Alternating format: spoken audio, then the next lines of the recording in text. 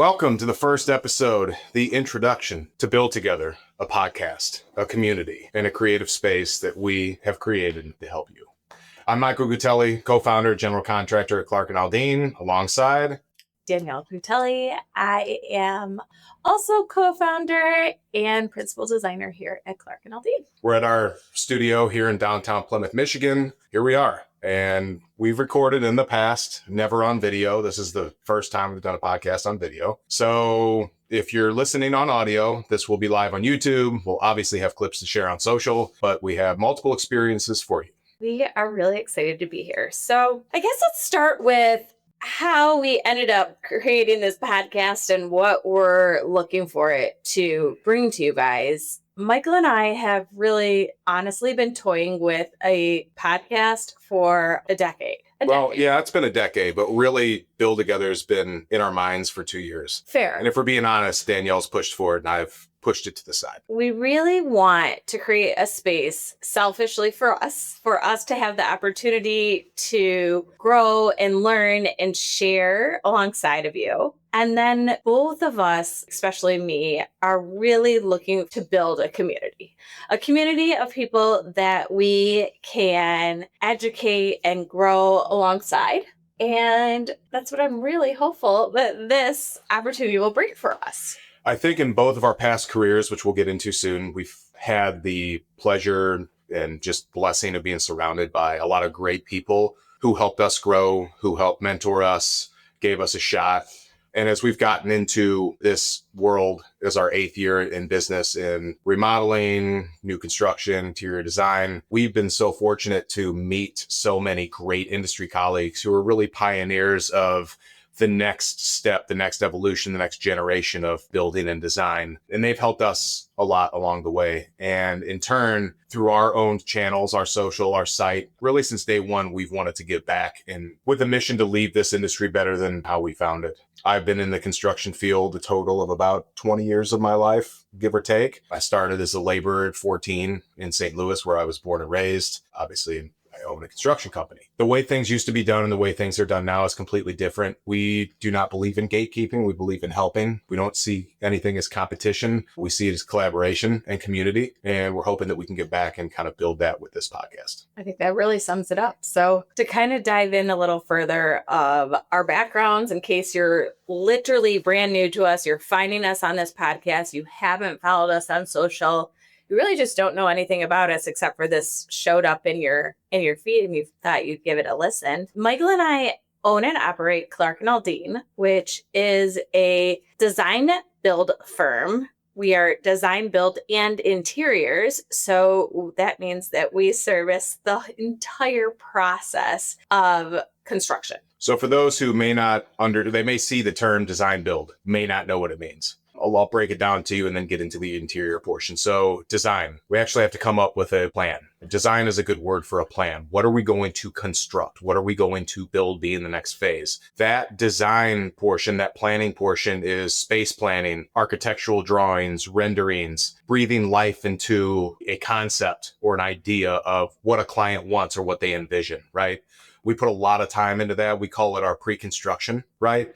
From a marketing standpoint, it's design, but really it's a pre-construction or a design phase if we're working with interior design only clients. For sure. I guess that we all know, but construction is a long process. I mean, there's podcasts with hundreds of episodes that talk just about construction. But for just example purposes, the build portion is when we construct something. Our third, what we call a pillar, our third service offering and what differentiates us from others around is the interiors portion. And that's where Danielle runs the house.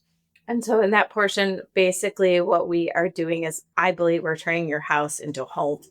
This is where we are layering in the furniture, the textiles, the decor. We're really helping your home feel more intentional and more like you so that you could actually live in that space. It's a little bit about what we do. We are located in Plymouth, Michigan. We service construction-wise all around our area, and then full Metro Detroit service from Detroit to Ann Arbor and beyond.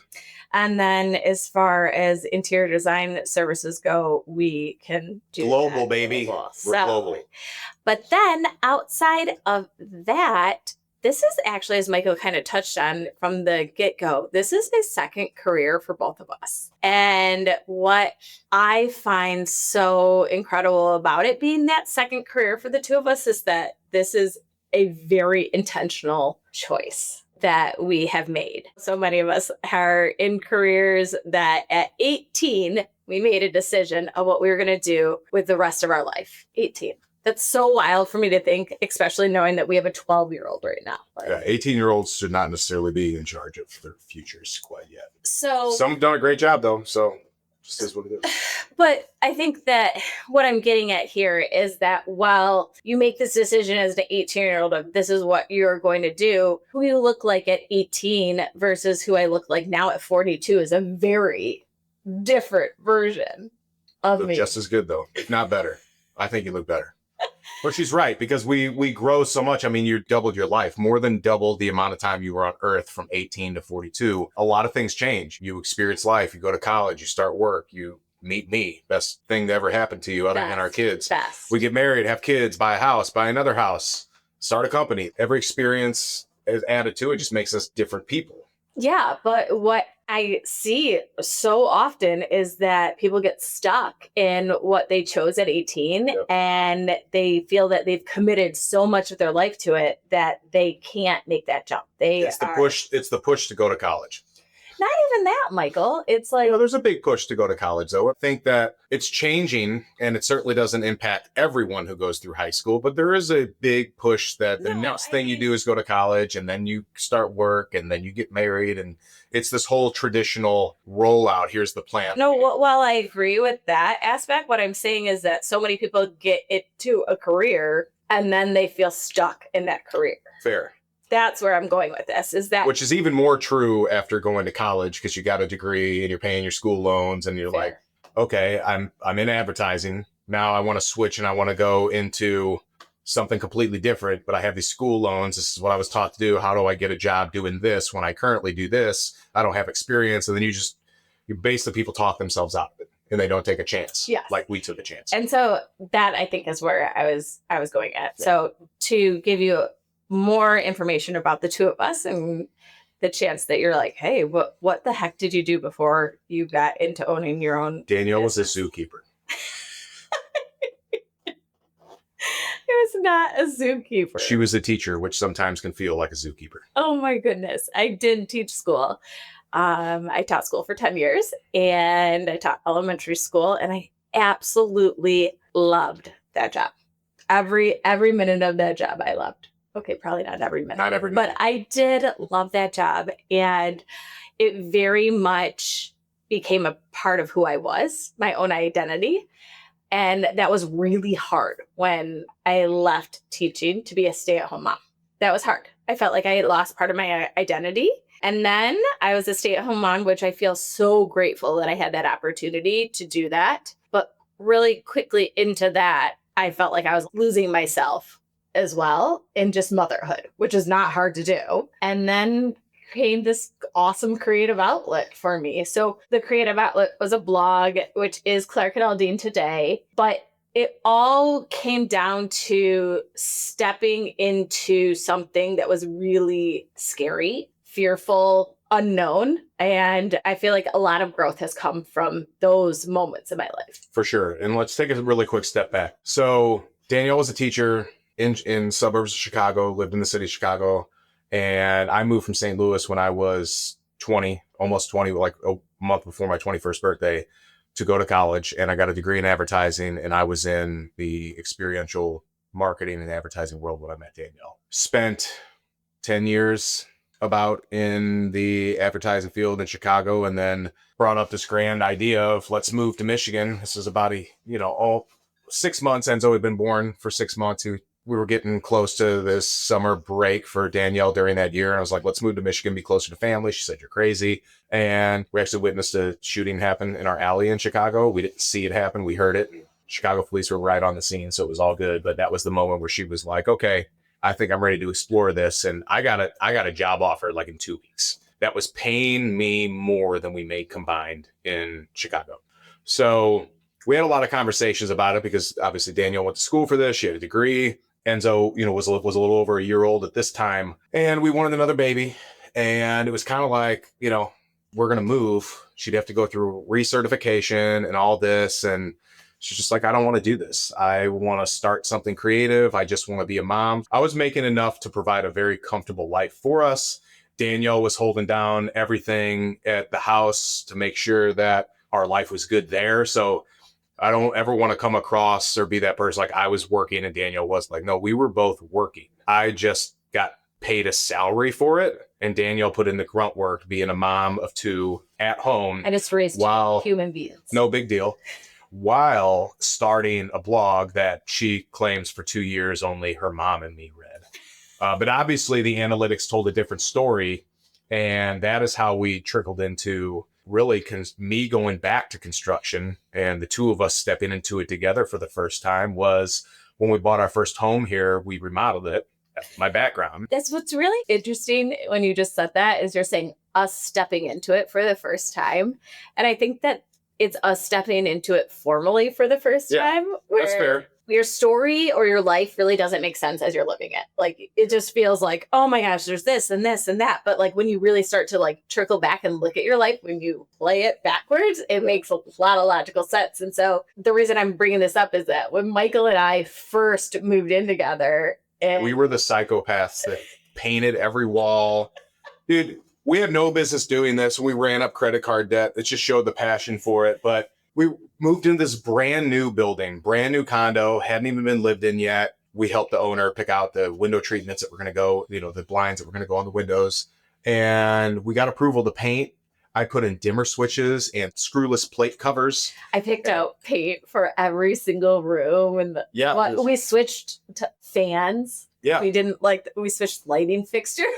And again, it's like and we were renters. I was still in college when we moved in. I was working more than I went to school, but I didn't have a steady job. And even after that job, my first job was making $24K a year, working insane hours. Best experience of my life, by the way.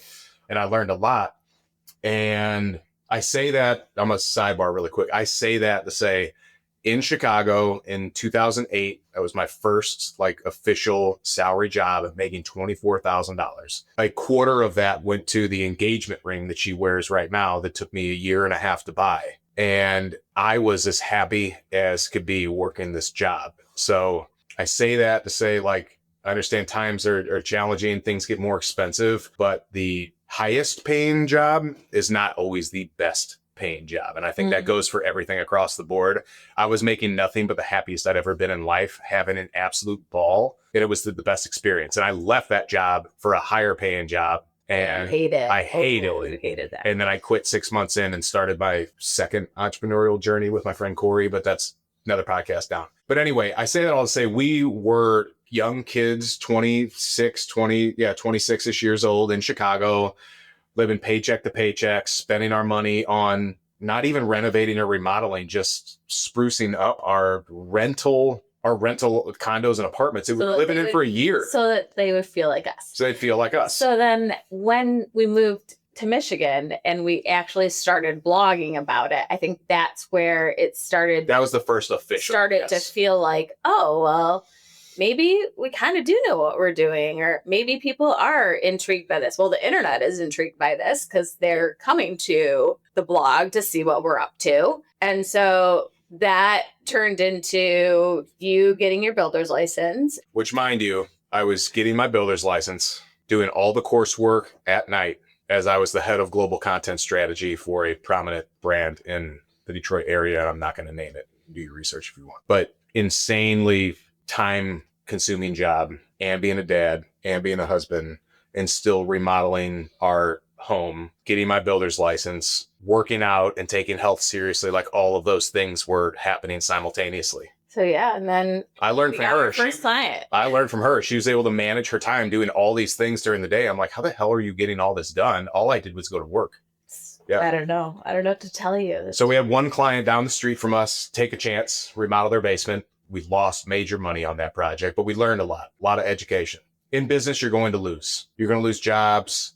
You're going to lose clients. You're going to lose money. You're going to lose opportunities. Mentally, sometimes you lose your shit. And that's all education. You got to chalk it up as education. Not a loss is not a negative per se. It may feel like it in the moment, but a loss is education in disguise. So yeah, that kind of is what brings us to today, is that, from there we launched full force Clark and Aldine into this brand. Michael left his really comfortable paying job that had insurance, and we had a 2-year-old at the time. And We just have a 2-year-old. And a kindergartner. Yeah. And the first year that we were in this, it was amazing. Our 2-year-old at the time, I half worked, half had him because, well, not half had him, I full-time had him. Yeah. He wasn't going anywhere. So then the second year, when he was 3, we decided, you know what? I think a couple days a week, we should put him in preschool, full day. Yeah. So we figured it out as we went. And, I was in the field for the first 4.5 years. And in the first 2 years, I was the only employee. I did everything. It was a lot, but I just recall the first 6 months being so happy. Working more than I worked in my corporate job, but I was happy it was on my terms. Then the pandemic happened, and that was crazy, as everybody knows. Yep. And our business went wild. And we grew, and it was almost to the point of out of control growth that we as business owners didn't know what we were doing. And in the end, we lost so much money. Yep. So much money. It would make, we'll talk about it. And it'll make you throw up. It was naive on our end of not realizing and fully having an understanding of all the money that was coming in, yet all the money that was going out. And as business owners, we had turned from doing the passion to the thing that we loved, which was creating homes for people, to now we were managing people, and we were managing a company and operating a company at a scale that went from the 2 of us to 9. Almost a team of 9. 9. And there were so many lessons in this time frame. Yep. And then we crashed. Yeah. We just crashed. So without giving it all away, I don't know if it's a term or example or just what I've come up with. It's we built the house before we built the foundation. And we're still building the foundation now. That's part of why we wanted to start this podcast. Is we're pretty resilient people. It's one thing to be a business owner, entrepreneur, an operator, a founder. It's another thing to have a partner, and it's a completely other thing to have your business partner be your spouse. We do everything together, and it works for us. But doing this with your spouse adds a completely different complexity to the process and to what we do. And for us, it works. We thrive off of it. If she's having a bad day, I can typically step up and help and get her out of it and help elevate her. If I'm having a bad day, vice versa. But the reality is that there are days where we're both. Yeah, there's days where we're both bad, and we have to find our way out of it together, separately, or we just decide, you know what, we need to pause today and focus on something else. That might be the kids. That might be going out to lunch. That might be just taking the day and just a mental check day at home. It doesn't happen frequently, but those things can happen. But we have each other. And because of that, we've been able to fight our way through this. We've learned a lot, and we have a lot of value to offer because we've experienced it. We're not going to run a podcast that is regurgitated knowledge from reading books or listening to other podcasts or watching TED Talks or going to conferences and conventions. And while all of those things are great and help in our education, 90% of what we're bringing forward is experience. Absolutely. Because we have experienced it all. We've experienced the super highs, we've experienced the super lows, and we've operated in the middle more than I'm sure, would like to have it be that way. Totally. It is what it is. And really going into that aspect of it is that I want this podcast to be a spot where we're pretty vulnerable. Like Michael said earlier on in the show, we're not gatekeeping anything. And so I feel like the more that you can share your story and grow together, the better we become as a community. And I'm really hopeful that from some of our awful mistakes that we have made and incredible knowledge that we've gained from those mistakes. And well, let's also not just talk about and highlight the mistakes and the challenges. Like, we have a lot of wins. We have a lot of hands down, a lot of learnings, ways to win, systems, processes, like all of those things we'll bring to the forefront too. But oftentimes in this business specifically, we're looking for solutions to get out of problem. I think that the reason that I was saying from these mistakes is that I feel so often that from some of our mistakes or from where we didn't do something correctly, that's where the largest amount of growth has come for us. 100%. And so I'm highlighting that aspect of where I see this going. So we went from a team of 9 down to, transparently, now we're back to the 2 of us. We do have someone that helps part-time in the shop, and we're able to operate because we do not self-perform work at any labor at Clark and Aldine. We focus on project management, obviously general contracting and interior design. But as far as all the trade work, we sub everything out. We operate better that way. We're more profitable that way. And that is our large team. We look at our 1099 guys as our team. And, it's easy in the moment when you have to let somebody go or somebody walks or there's major mistakes made to point the finger. It's super easy to do that and get caught up in it. But as we've gone through this and we've built the company and we've learned more and we've hit these mistakes, we have full ownership of everything. I make 10 mistakes before I even come into the office every day. That's just life. It's true. It's life. And maybe not 10, maybe I'm exaggerating, but you get the point. Everybody makes mistakes every single day. Nobody's perfect. Nobody's hitting 100%. But as a business owner and a leader, you have to take full ownership of what happens in your company. And just because somebody doesn't work out or heads were butted or, money was lost, whatever, it can be really easy to point the finger at an employee or a vendor or a contractor or a client, because we've done that too. At the end of the day, the buck stops here. It's on us. And we have to find a way as leaders and owners to navigate our way through that, learn from it, and never let it happen again. And those are the types of things that we want to bring forward in these conversations on Build Together. And when we do have guests, because we will, those are the type of things that we're going to expect are shared too. You can find all the motivational, all the salesy stuff everywhere on social. It's all positive, all forward, all you're going to make $1 million in 2 days type stuff. That's not where you're going to get here, but we're going to give you a big education. As we continue to go down this path, we really hope that you hang out with us and you learn and grow and we become a community together. That's it for this episode. I ain't got anything else for you. Fun part about this is our 3rd time recording this episode. And this is by far the best one because we had no notes. We had no structure. And that's another thing. Like, we'll come with topics. We'll have some things written out that we'll read and look at prior, but we're going to be off the cuff. We've tried being semi-scripted. We've tried outlines. It's so inauthentic and it's just not what we're about. You're going to get the real. You're going to get the raw. There's going to be some word fumbles, and I'm sure we'll get called out on things that we said that were inaccurate, and that's fine. Because again, we're not perfect. We are at Build Together Podcast on Instagram. We can also be found on Instagram, our business at Clark and Aldine. I am Michael Gutelli. I am Danielle Gutelli. You can hit us up at clarkandaldine.com. New website is going to be launching in the next couple weeks. We have a lot of, quick brand refresh, some messaging stuff, all of which we're going to talk about. And again, we just hit the social, which is typically the end, but I keep thinking of more things I want to say. When you're considering hitting the subscribe button on this, whether on YouTube or your favorite podcast outlet, understand that this is not going to be just us rambling about business. And we're going to talk about finances. We're going to talk about marketing, SOPs, processes, procedures, team structures, contracts, client management, software. All the things that go into this business. Wellness is a big one. And is this just for people in the construction and remodeling world? Or a lot of it will be. A lot of it is adaptable to life, right? Facts. So whether you own a business or you're intrigued by a business or you're just living your life and loving it, but you just want some insight into what ours looks like or how we are doing all the things together.